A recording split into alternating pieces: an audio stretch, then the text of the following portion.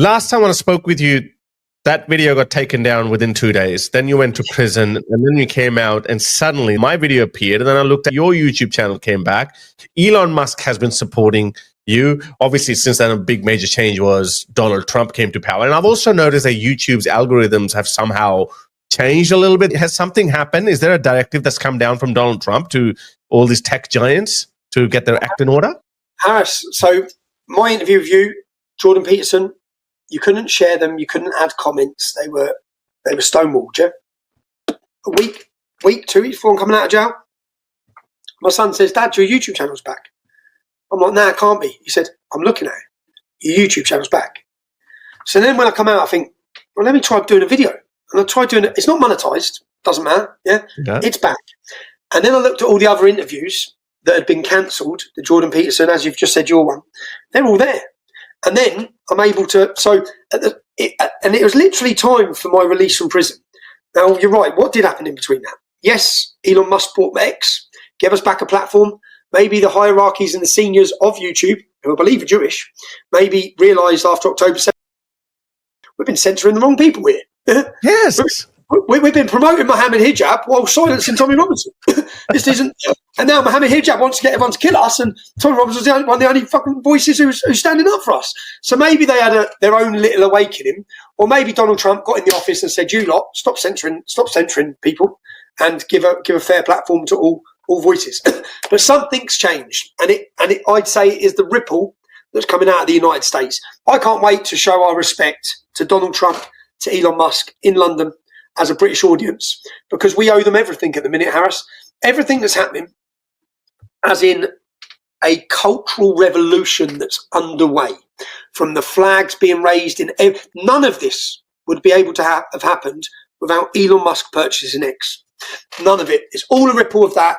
It's a ripple of free speech spreading from the United States of America and the EU. There's not a single town where flags are not just everywhere, yeah? Even driving to my kids' home, yeah, which is in a different area, they're everywhere. They're everywhere. So all of this platform to debate, the rise, I've gone from 300,000 to the 1.5 million nearly on social media, the reach to hundreds of millions, the YouTube channels, the new commentators, the podcasters, none of this would be able to have happened without Elon Musk purchasing X. None of it. It's all a ripple of that. It's a ripple of free speech spreading from the United States of America. And the EU, it's good to see the EU, and it's good to see Keir Starmer, you saw this week with Apple, be put in their place by J.D. Vance. In an unlikely but telling moment of convergence, Harris Sultan, a prominent ex-Muslim commentator and critic of religious extremism, and Tommy Robinson, the controversial British activist known for his fiery stance on immigration and Islam, found themselves in agreement during a recent live-streamed conversation. The focal point of their gratitude, Elon Musk. Both Sultan and Robinson credited Musk for what they described as the restoration of free speech on a global scale. The world's richest man, who acquired Twitter, now rebranded as X in 2022, has consistently portrayed himself as a champion of open dialogue and unfiltered debate. For Sultan and Robinson, his intervention was nothing short of transformational. The conversation underscored a wider political and cultural shift. For years, debates around social media moderation have been polarized between those warning of the dangers of unchecked hate speech and those who argue that big tech had overstepped its role, effectively policing political and cultural dissent. With Musk's aggressive dismantling of Twitter's old guard moderation system, platforms like Meta, YouTube, and even TikTok have quietly recalibrated their own content rules.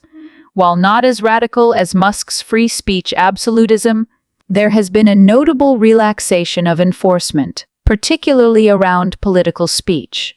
What was particularly striking about the Sultan-Robinson exchange is the way two figures, often occupying starkly different cultural and ideological spaces, converged on the same narrative. Sultan, who frames his activism through the lens of secularism and critique of religious dogma, and Robinson, a populist nationalist whose critics accuse him of fueling xenophobia, rarely appear aligned.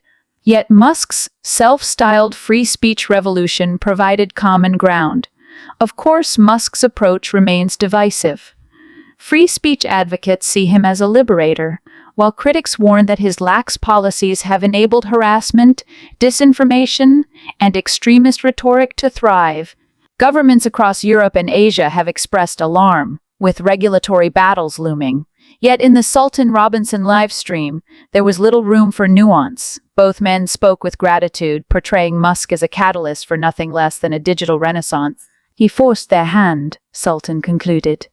Other platforms couldn't ignore it. Free speech had to be restored, or they'd lose credibility. The exchange highlights a crucial dynamic of our digital era. Social media moguls, not elected officials, are shaping the boundaries of speech and political debate worldwide. Elon Musk, whether seen as a reckless provocateur or a visionary defender of liberty, has undeniably shifted the landscape. For Sultan and Robinson, he's a hero. For regulators and watchdogs, he's a problem yet to be contained. But one fact is beyond dispute. Musk has changed the conversation, and unlikely allies are now rallying behind his cause. I just think they should just shut up, shouldn't they? Well, two things. I bet this archbishop locks his door at night. You know what I mean? If you want to open borders, live by your ideals. Open your borders. Yeah. Don't have a wall. Don't have a wall around your church, around your garden or whatever. And the second thing is, I've noticed people in the Church of England, in particular, are very keen on, we must open our borders and welcome everybody here. All 7.3 billion refugees of the world must come to the UK, and we must wash their feet and all the rest of it. Or, they want other people to pay for it, obviously. But I think they're doing this. They want other cultures, other religions to come to the UK because it's actually driving people to sign up to Christianity. Yeah, because it's either that or it's turning the churches into car parks.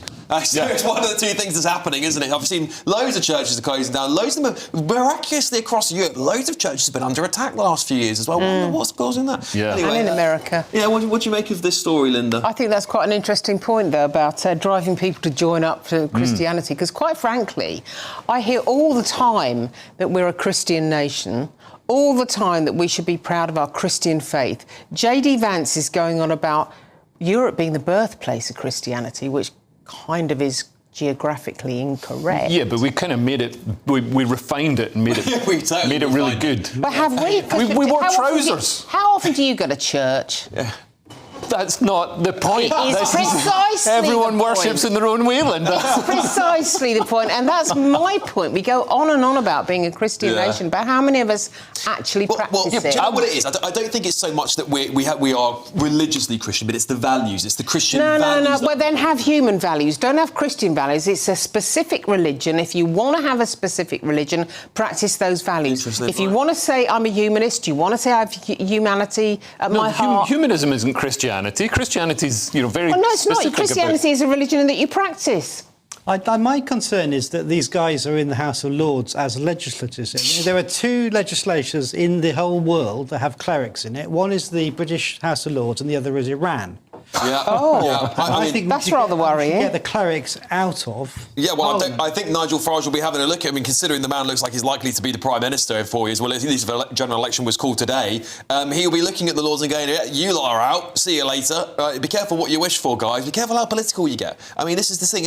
You just think you're there to talk about Christianity, not about deportation. And this is why people are going to the Catholic Church and going to Orthodox churches because the Church of England is so weak and wishy-washy now. What happened to Richard Lionheart? No one's practicing it. Yeah, well, what happened to guys on horses with swords? The Crusades. That bring them stuff. back. I'd go at that church. No, go to a good... I'm a Catholic. Go to a nice Catholic service. You'll find out what a bit of structure is there. But saying that, the new Pope, Pope Leo, I can't remember. I can't keep up with. There's so many these days. The Pope Leo has just come out and said he was happy about the Chagos still, didn't he? So he's waded into politics as well. It's just all of them, just shut up. Just shut up. Do your service. Why do they? Have people in there. Aren't we all about free speech, Alex? No, I'm free speech, but you know what? Except where they're concerned. Yeah, but you know.